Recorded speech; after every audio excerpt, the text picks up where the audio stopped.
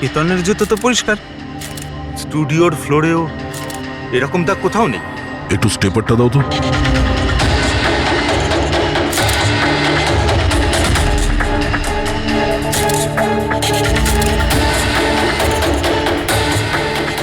ধুলো মাটি কিংবা কাদা তো মনে হচ্ছে না, তেলের মতো কিছু মনে হচ্ছে। একটা কাজ করো, স্টুডিওতে যতগুলো ফিঙ্গারপ্রিন্টস আছে সব নিয়ে নাও।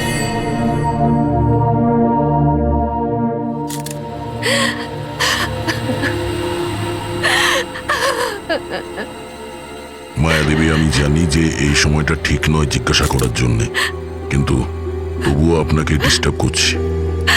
একটু ভালো করে মনে করে বলুন, আপনি পুরো ঘটনাটা ফোনে শুনেছেন? আচ্ছা, কেতন আর ওই লোকটার সাথে কি কথা হচ্ছিল? ও সেই কেতনকে খুব বাজেভাবে মারছিল। কেতন চিৎকার করছিল খুব। জিনিসপত্র ভাঙার আওয়াজ পাচ্ছিলাম আমি। আমি কিচ্ছু করিনি। হ্যালো কেতন, কি হলো ভাই? আরে বল। ও কোনো ফটোগ্রাফের কথা বলছিল। স্যার, মায়া যেটা বলছে যে কেতন খুন হয়েছে একটা এভিডেন্সের জন্য। এভিডেন্স কি তাহলে ফটোগ্রাফ ছিল? স্যার, কেতন কোনো একটা কাপেলের ইনফরমেশন লিখে রেখেছে স্যার। এই দেখুন, এখানে নামগুলো লেখা আছে স্যার, জুহুতে থাকে। স্যার হ্যাঁ, স্যার এই দেখুন, ক্যালেন্ডারে 14th এপ্রিল 2018 এই ডেটটা মার্ক করা রয়েছে, দ্য অ্যানিভার্সারি। আরে এটা তো আজকের ডেট। তার মানে আজকের দিনে কিছু ঘটতে যাচ্ছিল যেটার ব্যাপারে কেতন জানতো। ওর মোবাইল ফোনটা চেক করো, দেখো শেষবার কার সঙ্গে কথা বলেছো।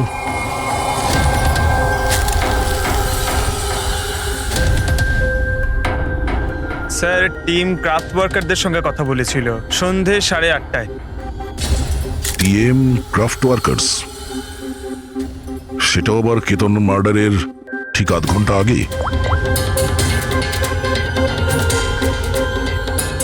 Hello, TM craft workers. হ্যাঁ বলুন। কেতন আপনাকে ফোন করেছিল। কেন ফোন করেছিল? আপনি কে? আমি ওর বন্ধু বলছি। হ্যাঁ, ও ফোন করেছিল তো, শুধু এই কারণে ফোন করেছিল যে গিফটটা ঠিক সময় পৌঁছেছে কিনা জানতে। গিফট? কি ধরনের গিফট? একটা ফটো ফ্রেম ছিল মনন আর শ্যামলের জন্য। ওদের 25th অ্যানিভার্সারি ছিল, সেই উদ্দেশ্যেই ফটোটা ডেলিভারি হওয়ার ছিল। মনন আর শ্যামলী, ওদের বাড়ির অ্যাড্রেসটা পাওয়া যাবে? আর্জেন্ট আছে।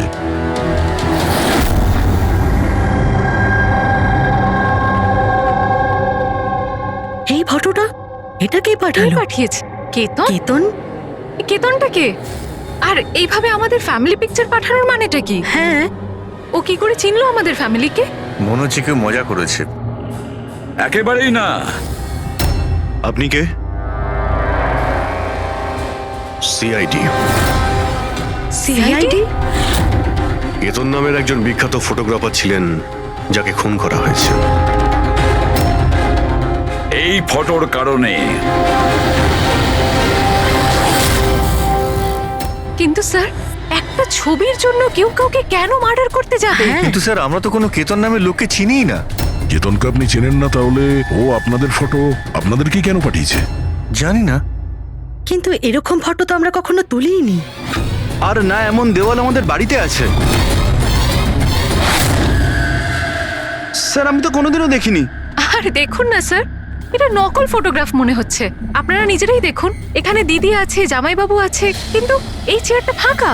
এটার কি মানে বলুন তো? হ্যাঁ স্যার, আমাদের মনে হচ্ছে কেউ ভুল উদ্দেশ্যে ফটো বানিয়ে আমাদেরকে পাঠিয়ে দিয়েছে। ভুল করে পাঠায়নি, জেনে শুনে পাঠিয়েছে আপনাদের। আর সেটাও নিজের জীবনের বলিদান দিয়ে। স্যার, হয়তো কেউ মননের ফ্যামিলিকে মার্ডারের কেসে ফাঁসানোর জন্য এমনটা করেছে। আচ্ছা, আপনি কে? উনি হলেন আমাদের ফ্যামিলি ফ্রেন্ড মিস্টার বিক্রম। আচ্ছা, আপনাদের ফ্যামিলি ফ্রেন্ড।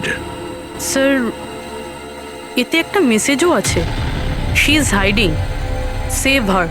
হয়তো কেতন আপনাদের কাউকে খোঁজার জন্য বলেছেন। খুঁজে বার করার জন্য?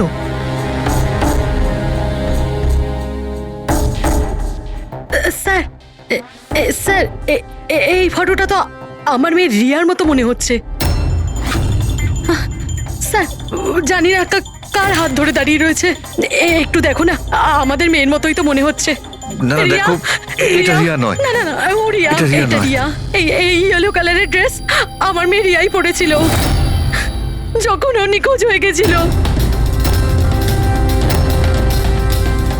মনে হচ্ছে কেতন রিয়াকে খোঁজার কথা বলেছে। এটা রিয়াই, একটু এটা রিয়া দেখো না। নয়। এক মিনিট কতদিন ধরে উধাও আপনাদের মেয়ে?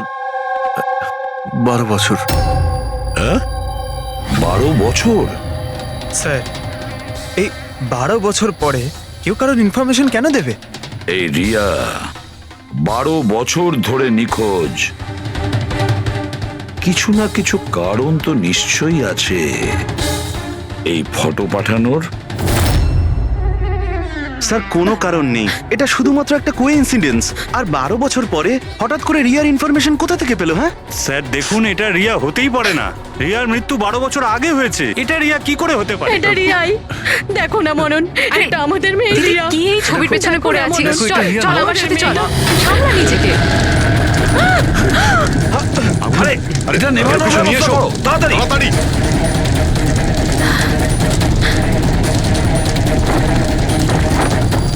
সাবধানে। স্যার, এই ফটোটা তো পুড়ে গেল, এবার কি করব? কোনো ব্যাপার না, আরো একটা পেয়ে যাবো। পুরবি একটা কাজ করো, তুমি টিএম ট্যাপটে গিয়ে এই ছবিগুলো ডুপ্লিকেট কপি নিয়ে এসো। আর যদি ওদের কাছে না থাকে তাহলে কেতনের কম্পিউটারে নিশ্চয়ই কোনো ব্যাকআপ থাকবে, ওখানে দেখে নিও। স্যার মনন আর শ্যামলী, আপনারা কেতনকে চিনতেন নাকি চিনতেন না তাতে কিছু যায় আসে না, কিন্তু একটা কথা ভালো করে মনে রাখবেন, কেতন নিজের প্রাণ দিয়েছে আপনাদের সাহায্য করার জন্য। ও আপনাদের কাউকে বাঁচাতে বলছে, কেউ লুকিয়ে আছে তাকে খোঁজার জন্য বলছে। আরো কে আর কোথায় লুকিয়ে আছে সেটা তো আমরা খুঁজেই নেব। একটা কথা ভালো করে মনে রাখবেন, যতজন লোক এখানে আছেন তাদের মধ্যে কেউ শহর ছেড়ে যাবেন না যতদিন না আমাদের তদন্ত শেষ হচ্ছে। আমরা আপনাদের সবাইকে সন্দেহ করছি, সবাইকে। 1 মিনিটের জন্য মনন, শ্যামলী, আয়েশা আর বিহান এদের নকল ছবিটাকে এক পাশে রেখে এবার ওদের পেছনে যে দেওয়াল আছে সেটার উপর কনসেন্ট্রেট করতে হবে, এই ফ্রেমগুলো আর তার উপরে লেখা নাম্বারগুলোতে। এবার শ্যামলী ইশারা করেছিল এই ফ্রেমের ওপরে, 3 নম্বর ফ্রেমের ওপরে হলুদ রঙের ফ্রক পরেছিল আর কারোর হাত ধরেছিল এই বাচ্চা মেয়েটি। শ্যামলীর কথা শুনে মনে হলো স্যার, ফটোতে এই মেয়েটা ওর হারিয়ে যাওয়া মেয়েই রিয়া। আর তারপরেই message, she is hiding, save হার। কিন্তু স্যার, বিক্রম তো বারবার বলছিল যে রিয়া মারা গেছে। হতে পারে এই মেসেজটা রিয়ার বিষয়, হতে পারে ও এখনো বেঁচে আছে। নিশ্চয়ই হতে পারে পুরবি, নিশ্চয়ই হতে পারে, কিন্তু কেতন এটাই বলতে চেয়েছিল এদেরকে, মানে মননের ফ্যামিলিকে, যে হয়তো রিয়া বেঁচে আছে আর ওর হেল্পের প্রয়োজন। কিন্তু স্যার, ওর এত পরিশ্রম করার কি দরকার ছিল? সরাসরি ফোন করতে পারতো আর বলে দিত যা বলার আছে রিয়াকে নিয়ে, অথবা পুলিশকেও ইনফর্ম করতে পারতো। স্যার হতে পারে ওকে কেউ ভয় দেখিয়েছে, তাই তো বাধ্য হয়ে ও এটা করেছে। কেতন তো তার কর্তব্য করেছে আর আমরা তার পরিশ্রমকে ব্যর্থ হতে দেব না। পুরবি একটা কাজ করো, এই পুরো ফটোগ্রাফটা কোনো ভালো ফটো ল্যাবে নিয়ে যাও, আর এই পেছনে টাঙানো যে ছোট ছোট ফটো ফ্রেম আছে না সেগুলোকেও ভালো করে চেক করো। আর এটা যে দেখছো যে পেছনের ওয়াল, এটা আবার ফটোশপে বানানো হয়নি তো? আর রিয়ার নিখোঁজ হওয়ার এফআইআর এর কপি আমাদের চাই। কেতন মননের ফ্যামিলিকে তো নিশ্চয়ই চিনতো না, তাহলে অবভিয়াসলি রিয়াকেও ও চিনতো না। তাহলে ও মননের ফ্যামিলিকে এই ইনফরমেশন কেন দিল আর এভাবে কেন দিল? স্যার, কেতনের খুনি নিশ্চয়ই রিয়ার ফ্যামিলির সঙ্গে যুক্ত আছে। এই সব কটা লোকের ফোন রেকর্ড চেক করো ফেডরিক, আর তার সাথে কেতনেরও ফোন রেকর্ড। আরো একটা কথা, মননের ফ্যামিলির ওপর কড়া নজর রাখো, আর তার সাথে ওর যে বন্ধু আছে না বিক্রম, ওর ওপরও দেখো এরা কোথায় কোথায় যায়, কার কার সঙ্গে দেখা করে, কি কি করে। প্রতিটা বিষয়ের ওপর নজর রাখো, প্রতিটা পদক্ষেপের ওপর নজর রাখো। ওই কেতনের সঙ্গে যে কয়জন লোক কাজ করতো তাদের সঙ্গে দেখা করতে হবে। আপনারা দুজনে তো কেতনকে খুব ভালোভাবে চিনতেন, তাহলে ও কোনোদিন আপনাদের বলেছে কোনো ছোট বাচ্চার ব্যাপারে, জুহুর একটা ফ্যামিলির ব্যাপারে, ওর ফ্যামিলির পোর্ট্রেটের ব্যাপারে? আগে না স্যার, আমাকে এইসব ব্যাপারে কিচ্ছু বলেনি। আচ্ছা, কেতন কি শুধু আপনার জন্যই কাজ করতো নাকি আরো অন্য কিছু করতো, মানে অন্য কারোর জন্য ছবি তুলতো? কেতন আমার জন্য ফ্যাশন ফটোগ্রাফি করতো, পাশাপাশি অন্যান্য বড় হাউসেও এক্সক্লুসিভ ক্যাটালগ শুট করতো। মায়া, আপনি তো কেতনের বোন, তাহলে আপনি তো জানবেন যে ও কার কার সঙ্গে মেলামেশা করতো। স্যার, কেতন খুব রিজার্ভ থাকতো, সব সময় কাজ করত, আর ওর বন্ধুর সংখ্যাও কম ছিল। স্যার, ইদানিং কেতন একটা ইন্টারন্যাশনাল এক্সিবিশনের জন্য অ্যাসাইনমেন্ট পেয়েছিল, যে কারণে মুম্বাইয়ের গলি গলিতে ঘুরে ঘুরে ও স্ট্রিট ফটোগ্রাফি করে বেড়াতো। ওই ছবিগুলো কি আমরা দেখতে পারি? হ্যাঁ স্যার।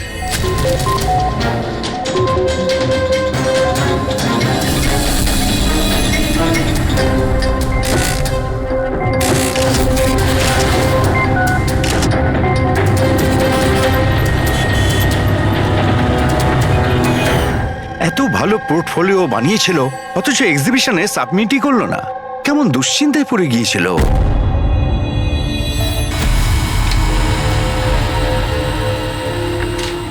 এই ওয়ালে যতগুলো ফটোজ আর নাম্বার আছে সবগুলো আসল।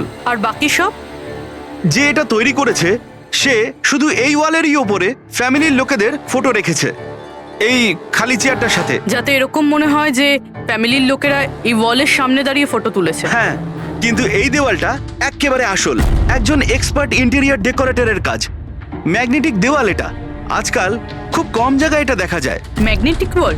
হ্যাঁ, ম্যাগনেটিক দেওয়াল বানাবার জন্য ওয়ালে একটা স্পেশাল পেইন্ট করা হয়ে থাকে, যার কেমিক্যাল কম্পোজিশনে ম্যাগনেটিক এলিমেন্ট থাকে, যাতে ওই দেওয়ালটা ম্যাগনেটিক প্রপার্টি পায়। তার মানে এই দেওয়ালটা অলমোস্ট ম্যাগনেটের মতো। একদম ঠিক। এখন তাতে কোনো মেটালিক জিনিস কোনো কিছু ছাড়াই, যেমন হুক আর পেরেক, আটকানো যাবে, আবার নিয়েও আসা যাবে। আর তেমনি এই দেওয়ালটা হলো ম্যাগনেটিক দেওয়াল। Thank you. Thank you ma'am.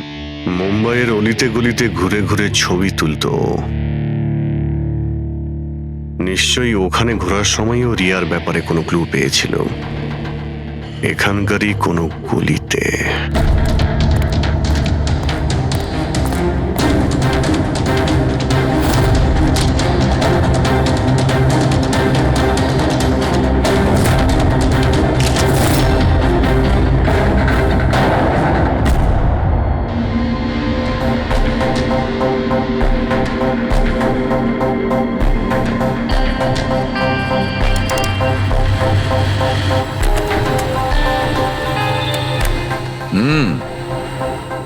তাহলে এই ব্যাপার।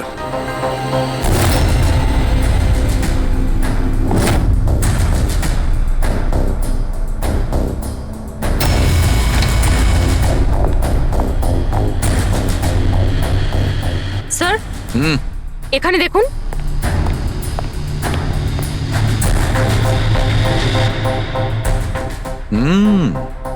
Good job Sarika. Thank you. বলো সালুকে, কি পেলে? বস, একটা দারুণ জিনিস পেয়েছি। দয়া, তোমার মনে আছে তুমি আমাকে কিছু ওই চকচকে জিনিস দিয়েছিলে, যেটা তুমি ক্রাইম স্পটে পেয়েছিলে, মনে আছে? স্যার, এটা ওখানে ক্রাইম সিন থেকে পাওয়া গেছে। এটা মাটি কিংবা কাদা তো মনে হচ্ছে না, হতে পারে কোনো অয়েল কিংবা গ্রিস। তুমি একদম ঠিক ভেবেছিলে দয়া, ওটা গ্রিসই ছিল। বস, আমি ওই পদার্থটার মধ্যে গ্রিসের চিহ্ন পেয়েছি, আর ওই গ্রিসটা এত পুরনো যে এখন ওর কেমিক্যাল কম্পোজিশনই বদলে ফেলতে চলেছে। এক মিনিট সালুকে, পুরনো মানে কত বছরের পুরনো? অ্যাকচুয়ালি বস, যে জায়গা থেকে এই গ্রিসের কৌটোটা পাওয়া গেছে সেই জায়গাটা অনেক দিন আগে নিশ্চয়ই বন্ধ হয়ে গেছে। আর স্যার, কেতনের নাকের ফ্লুইডস থেকে আমি এই অ্যাক্রিলিক, নাইলন, পলিয়েস্টার, পলিপ্রপলিন এইসব জিনিসের ট্রেসেস পেয়েছি। আর ওর লাংসেও এই সেম জিনিস পাওয়া গেছে, fabric fibres. Nylon, polyester, olefin, acrylic. দয়া, এই সব জিনিসগুলো তো ফেব্রিকের সঙ্গে রিলেটেড, কিন্তু এ তো একজন ফটোগ্রাফার ছিল, এর কি সম্পর্ক ছিল এই জিনিসগুলোর সঙ্গে? হ্যাঁ স্যার, যেখানে থাকে সেই বাড়ির আশেপাশে কোনো ফ্যাক্টরিও নেই, তাহলে ওই কাপড়ের টুকরোটা ওর লাংসে কি করে প্রবেশ করলো? হতে পারে এরকম কোনো জায়গায় ও যাওয়া আসা করতো। হ্যাঁ বস, কোনো ফ্যাক্টরি, কারখানা, মিল। আর বারবার যায় স্যার, তবেই এটা পসিবল। আর বারবার যেত কেতন এইরকম কোনো জায়গায়, কিন্তু কেন, কিসের জন্য? স্যার শ্যামলী ডিপ্রেশনে চলে গেছে, ও বাড়ি থেকে বাইরেই বেরোচ্ছে না। আর বিক্রম? বিক্রম আর ভিহান প্রায় দেখা করে, জানি না ওদের মধ্যে কি নিয়ে যেন একটা ঝগড়া হয়। আর এই ভিহান গিয়ে উকিলদের সাথে দেখা করে। উকিলদের সাথে? হ্যাঁ স্যার। আর আয়েশা ওর এক বান্ধবীর সাথে দেখা করতে যায়, কিন্তু ওর এই যে এই বান্ধবীটি ওর থেকে বয়স অনেক বড়। আমার মনে হয় না ওনার এই কেসের সাথে কোনো সম্পর্ক আছে। আর এই যে মনন না, কেতনের সম্পর্কে জানার প্রচুর চেষ্টা করে যাচ্ছে। আচ্ছা আচ্ছা, ফেডরিকো যে ফোন কল রেকর্ডগুলো ট্র্যাক করেছিলে তাতে কি জানা গেছে? কিচ্ছু জানতে পারিনি স্যার। ওদের যে রেজিস্টার্ড মোবাইল নাম্বারগুলো তার থেকে কিচ্ছু পাইনি। স্যার। হ্যাঁ, ফটোগ্রাফসের প্রিন্ট বার করেছো? হ্যাঁ স্যার।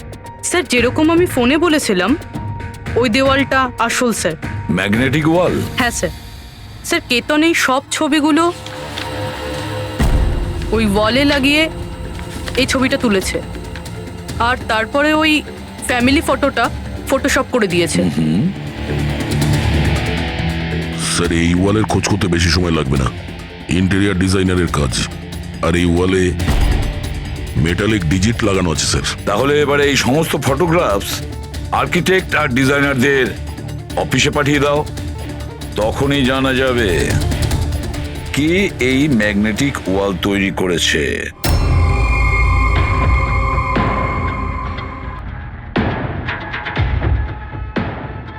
এই যে ফ্যামিলিটা বসে আছে, এর পেছনে যে দেওয়ালটা আছে সেটা কি আপনি বানিয়েছেন?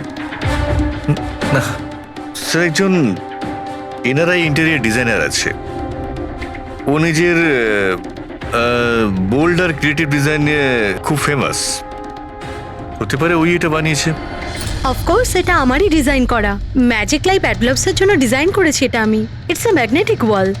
এই সমস্ত নাম্বার ম্যাগনেটিক ম্যাটেরিয়ালের উপর, যেটা বিনা কোনো হুক বা পেরেক ছাড়াই আমরা আটকাতে পারি আর খুলতেও পারি। কিন্তু কিন্তু কিন্তু আমার ডিজাইনের মতে তো এই সমস্ত নাম্বার সিরিয়াল ওয়াইজ ছিল, যেমন 1 2 3 4 5 6 7 8 9 10। হ্যাঁ, কিন্তু ম্যাম এতে তো নাম্বার 1320678 এটা কেন হলো? হ্যাঁ স্যার হয়তো এটা কেতনই করেছে, কিন্তু কিন্তু ওই ওয়ালের ছবি কেন তুলেছিল? এটা তো এখন ম্যাজিক লাইভ অ্যাড ল্যাবের লোকেরাই বলবে। স্যার এটাই সেই ওয়াল যেখানে আপনি ছবিগুলো দেখিয়েছিলেন? হ্যাঁ স্যার, ওয়ালে ফটোর যে অ্যাকচুয়াল নাম্বার রয়েছে ওটা এটাই ছিল স্যার। ফটোজের মধ্যে যা চেঞ্জেস হয়েছে সেটা কেতনই করেছে স্যার। কেতন এই নাম্বারগুলো অর্ডারে ছিল, তাই না? তুমি শুধু 320 এইসব নাম্বারগুলো বদল করে তাদের তলায় স্পেসিফিক ফটোজ কেন লাগিয়ে দিয়েছো? কিছু না, আসলে পাজলস বানাচ্ছিলাম, নাম্বারস আর ফ্রেমসগুলোকে একসাথে করে। একটা ইন্টারন্যাশনাল এক্সিবিশন রয়েছে সেটার জন্য।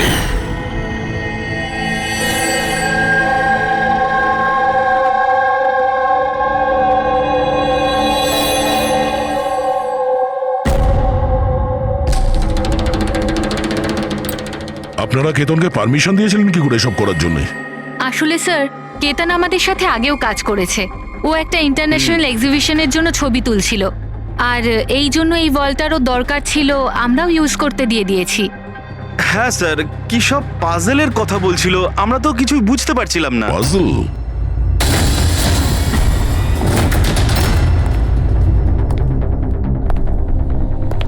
এই নাম্বারগুলো তো পাজলের। ওই পোর্ট্রেটে 3206 ছিল, আর ওর নিচে যে ফটোগ্রাফসগুলো আছে, আচ্ছা ওগুলোই পাজল নয় তো? হতে পারে কেতন আমাদের ওই ফটোগ্রাফের দ্বারা রিয়ার গল্প শোনাতে চেয়েছিল।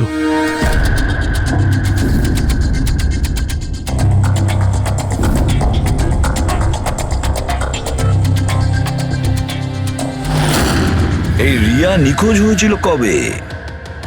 কবে নিখোঁজ হয়েছিল? রিয়ার মিসিং এর এফআইআর এর কপি আছে না? হ্যাঁ স্যার। স্যার ওর এই কেসের সঙ্গে কি কানেকশন? ওই কেসটা তো স্যার অনেক বছর আগে বন্ধ হয়ে গেছে, কিন্তু জানি না কেন দয়া, আমার মনে হচ্ছে রিয়ার এফআইআর এর সঙ্গে হয়তো আমাদের কেস সলভ করার জন্য কোনো সূত্র পেতে পারি। FIR 82217 in Mumbai PS. FIR এর ডেটটা দেখো দয়া, এই দেখো 3206। 3/2/2006, মানে এটা ডেট। একদম ঠিক বলেছ, 3206 3rd ফেব্রুয়ারি 2006। দিদি ভরসা রাখো। জানি না আমার মেয়ে কি অবস্থায় আছে। আপনারা মজা করছেন না তো? আপনারা সত্যি আমার মেয়েকে খুঁজে বার করবেন? ও অ্যাকচুয়ালি বেঁচে আছে কি? আপনার মেয়ে বেঁচে আছে এটা শুনে আপনার খুশি হওয়া উচিত, আর আপনি এভাবে কথা বলছেন। ড্যাড, আমার বোন রিয়া বেঁচে আছে। স্যার, কোথায় ও? দেখুন, আমরা খুব তাড়াতাড়ি রিয়ার অ্যাড্রেসটা খুঁজে পাবো। সেই জন্য আপনারা যা জানেন আমাদের বলে দিন। শেষবার আপনারা ওকে কবে দেখেছিলেন, ওর সঙ্গে কি হয়েছিল, আর এক্স্যাক্টলি ও নিখোঁজ হলোটা কি করে? কিন্তু স্যার, এই 4টে ছবির কি মানে হতে পারে? কিন্তু নিশ্চয়ই আমাদের রিয়ার বিষয়ে কিছু বলবার চেষ্টা করেছিল। দেখো না ফটোগুলো, এই 3 নম্বর ফটোটা, এতে একটা ছোট্ট বাচ্চা আছে, কাঁদছে, কোনো বড় মানুষের হাত ধরে কোথাও চলে যাচ্ছে। 2 নম্বর ফটোতে রিয়া অনেকটা বড় হয়ে গেছে, এমন জালের পিছনে রয়েছে মনে হচ্ছে কেউ ওকে জালের মধ্যে বন্দি করে রেখেছে।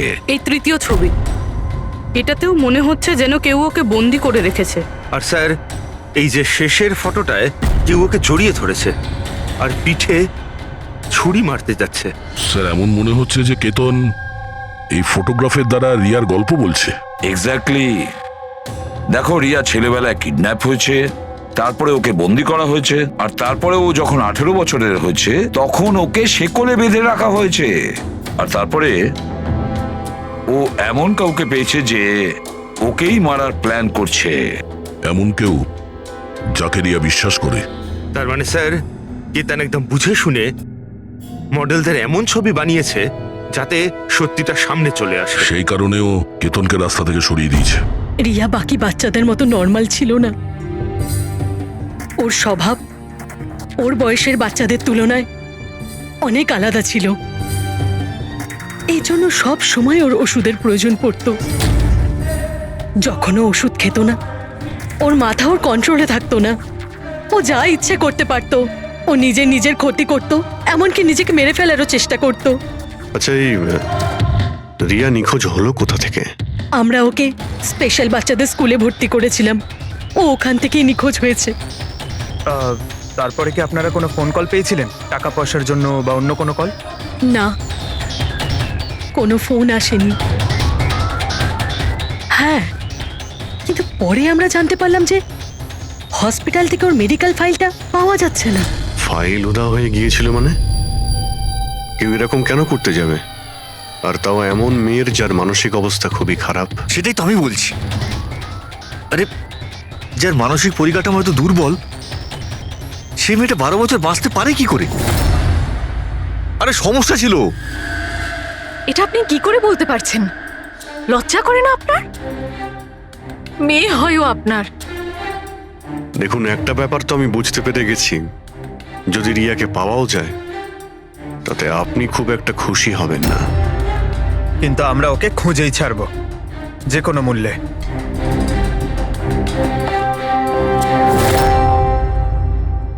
দয়া, এই ফটোটাকে মন দিয়ে দেখো।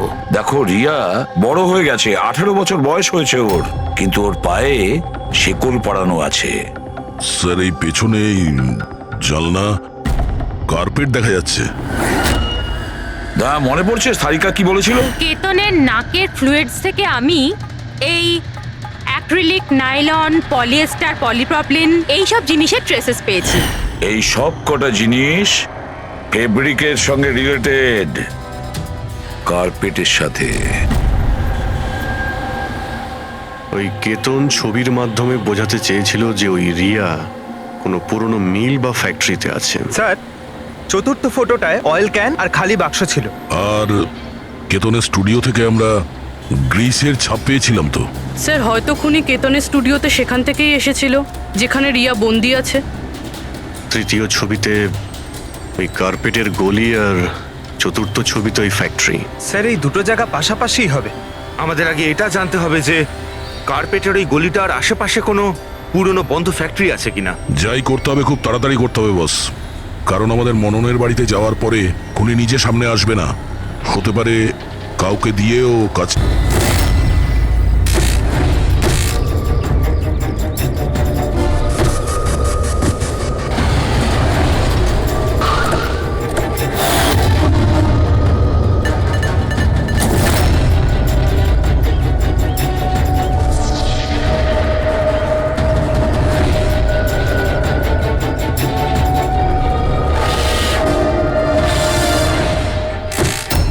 হ্যাঁ, ইনি আমাকে টাকা দিয়েছিলেন আমার ফটো তোলার জন্যে। দুদিনের জন্য এসেছিলেন। তৃতীয় দিন দেখলাম মনে হলো কারোর পিছু নিচ্ছেন উনি।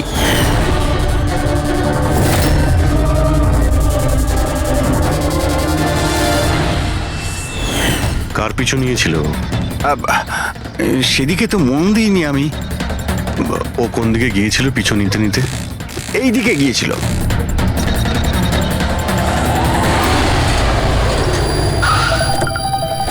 হ্যাঁ, পৌঁছে গেছি আমি। হ্যাঁ, চিন্তা করো না, বেঁচে ফিরবে না ও আজকে।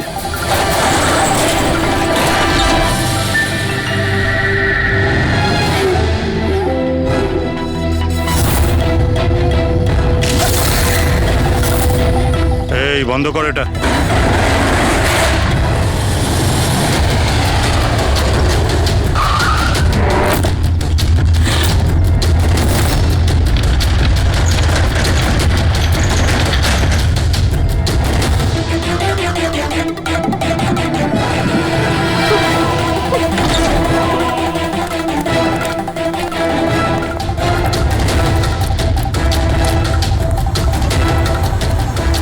আর কোনো উপায় নেই, বাচ্চাটাকে আমাদের মারতেই হবে।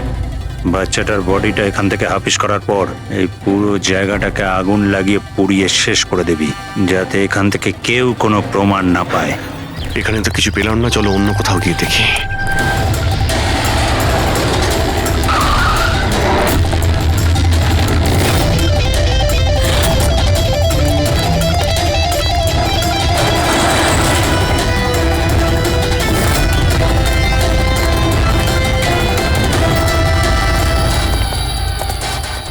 রিয়া, রিয়া, তোমার মা বাবার কাছে নিয়ে যেতে এসেছি, চলো। দাঁড়াও,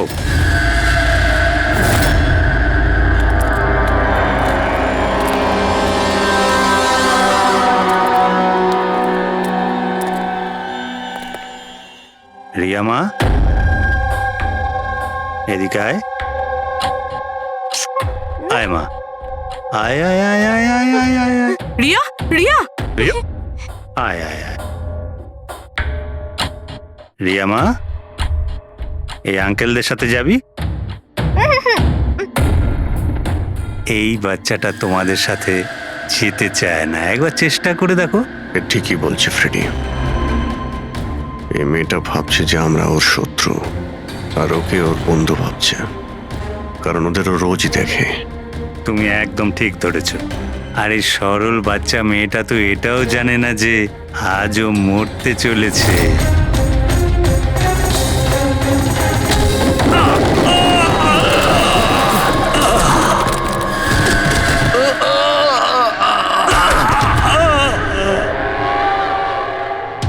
কে তোরা?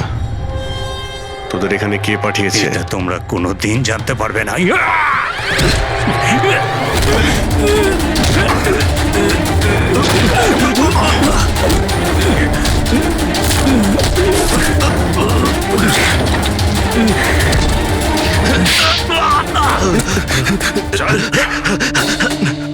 এ তো গেছে দেখছি। তোদের কে পাঠিয়েছে? হ্যাঁ স্যার, আমি কিছু জানি না স্যার, ওই সব কিছু জানতো স্যার। যে জানতো সে তো মারা গেছে। এবার কি করে জানতে পারবো স্যার? কে পাঠিয়েছিল এদের? রিয়া তো প্রচন্ড ভয় পেয়ে আছে, ও কিছু বলতেও পারবে না। রিয়া বলতে পারে না, কিন্তু চিনতে তো পারে। মানে মানে রিয়া এই খুনিকে চিনতে পেরেছে। কেন? কারণ ও ওকে রোজ দেখতো, ওকে সব সময় দেখতো। ওর মনে হয়েছিল যে এ ওর নিজের কেউ, সেই জন্যই ওর সঙ্গে যাবার জন্য রাজি ছিল। তাহলে রিয়া হয়তো তাকে নিশ্চয়ই চিনবে যে এখানে ওকে 12 বছর ধরে বন্দি করে রেখেছে, যে ওর সঙ্গে রোজ কথা বলে, আর যে ওকে মারার জন্য এই গুন্ডাদের এখানে পাঠিয়েছে। এবার রিয়াই বলবে যে অপরাধীটা আসলে কে।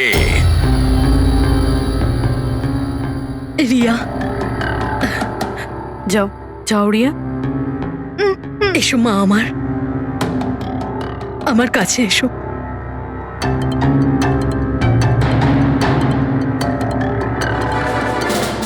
রিয়া,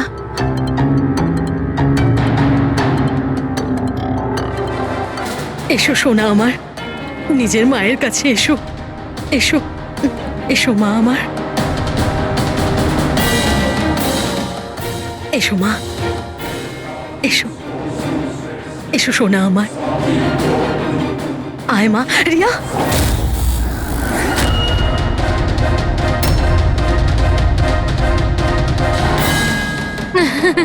এ তো অবাক কাণ্ড শ্যামলী দেবী। আপনার মেয়ের সাথে 12 বছর পরে দেখা হচ্ছে, কিন্তু সে আপনার কাছে যায়নি, ওর মাসিকে জড়িয়ে ধরেছে। সেটা কিভাবে হলো? রিয়া, আরে আসলে শোন মা, ওটা তো আমি ওর মায়ের মতো, তো তাই খুব ভালোবাসে ও আমাকে, সেই জন্যে। আরে বাহ মাসিমা, আপনাকে এত ভালোবাসে যে রিয়া নিজের মাকে চিনতেই পারলো না, কিন্তু আপনাকে চিনতে পারলো। কি? আর জানেন কেন? কারণ গত 12 বছর ধরে শুধু একজনই আছে যে রিয়ার সঙ্গে দেখা করত, কথা বলতো, যাকে রিয়া নিজের ভাবতো। এটা কি বাজে কথা বলছেন আপনি? আমি কেন ওর সাথে দেখা করব? আমি দেখা করিনি। রিয়ার সঙ্গে নিশ্চয়ই দেখা করেছেন, 12 বছর ধরে দেখা করেছেন। বাজে কথা আমরা বলছি না আয়েশা, বাজে কথা আপনি বলছেন। আমরা তো সেই ডাক্তারকেও খুঁজে বের করেছি যার সাহায্যে আপনি 12 বছর ধরে রিয়াকে ওষুধ খাইয়েছেন আর ও টেস্ট করিয়েছেন। আমি কোনো ডক্টরকে চিনি না, আমি বলছি তো আপনাকে, আমি কোনো মেডিকেল টেস্ট করাইনি। নিশ্চয়ই করিয়েছেন। না, আমি কোনো টেস্ট করাইনি। মিথ্যা কথা বলছেন আপনি। টেস্ট করিয়েছেন আমি আপনি। কোনো টেস্ট করাইনি বলছি তো, বারবার বলছি, আমি কোনো ডক্টরকে চিনি না।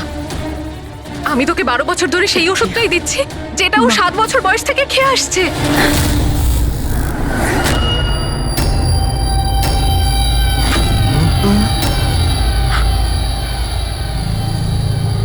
এসে গেলেন না? হ্যাঁ, যে লোকটাকে আপনি পাঠিয়েছিলেন রিয়াকে মারতে, ওর মোবাইলে আমরা ওর নাম্বার পাই, যে আপনার বন্ধু, যার সঙ্গে আপনি সবসময় দেখা করেন। আয়েশা, তুই এমন কেন করলি? বিহানের জন্যে। আমার ডিভোর্স হয়ে গেছিল, আমার জীবনে এমনিও আর কোনো উদ্দেশ্য ছিল না। আমি বিহানকে কার কাছে রেখে যেতাম? আমার মনে হলো যে এই পুরো প্রপার্টি, এই টাকা, এগুলো সব আমার ছেলের হওয়া উচিত, রিয়ার না। রিয়া তো তাছাড়া এমনিতেই ভীষণ অসুস্থ। তুমি নিজের ছেলের ভবিষ্যৎ তৈরি করতে গিয়ে নিজের বোনের মেয়ের জীবনে অন্ধকার নামিয়ে দিয়েছিলে। হ্যাঁ, রিয়া নিখোঁজ হওয়ার পরে মনন আর শ্যামলী তোমার ছেলে বিহানকে দত্তক নেয়, এটাই তো তোমার প্ল্যান ছিল। তুমি এতটা নিচে নেমে গেছিলে যে তুমি একটা ছোট বাচ্চাকে মেরে ফেলতে চাইছিলে। আমি ওকে মারতে চাইনি, আমিও একজন মা। বিশ্বাস করুন আমার, আমি রিয়াকে আঘাত করতে চাইনি। খুব চেষ্টা করেছি আমি ওকে সামলানোর, কিন্তু সামলাতে পারেননি, আর সেই কারণেই আপনি রিয়াকে মারার পরিকল্পনা করেন। এই কেতন মাঝখানে কি করে এলো? আর ও রিয়ার ব্যাপারে কি করে জানলো? কেতনের সাথে আমার অ্যাফেয়ার চলছিল। ও আমার থেকে বয়সে ছোট ছিল ঠিকই, কিন্তু আমি ওকে খুব সাহায্য করতাম। অনেকবার আমি ওকে টাকাও দিয়েছি ওর কাজের জন্য। শুধু বয়ফ্রেন্ড ছিল? ও তো তোমাকে মন থেকে ভালোবেসেছে, সেটা কি ওর দোষ ছিল? ও তোমার বয়ফ্রেন্ড ছিল, তাহলে ওকে তুমি মারলে কেন? হ্যাঁ, ওই কার্পেটের গলিতে একদিন ফটোশুট করছিল, হঠাৎ ও আমাকে দেখে ফেলে আর আমার পিছু নিতে নিতে ও রিয়া পর্যন্ত পৌঁছে যায়। আমি ওকে খুব ভয় দেখাই, খুব হুমকি দিই, এমনকি এটাও বলি যে আমি ওর ক্যারিয়ার ধ্বংস করে দেব। কিন্তু না, বোধহয় ওর মধ্যে মানবিকতা জাগছিল, সেই জন্য ওকে শেষ করে দিতেই হলো। বাহ, দারুণ কাজ করেছেন। কিরকম মা আপনি! 12 বছর ধরে একটা নিষ্পাপ শিশুকে তার মা বাবার থেকে দূরে রেখেছেন। কি পেলেন আপনি? হ্যাঁ, ভুলে গিয়েছিলেন আপনি যে দেরি করে হলেও সত্যিটা সামনে আসবেই। নিজের স্বার্থ সিদ্ধির জন্য বড় অপরাধ করেছেন আপনি। আইন আপনাকে কোনোদিন ক্ষমা করবে না। কঠোর থেকে কঠোরতম শাস্তি হবে আপনার, কঠোরতম শাস্তি।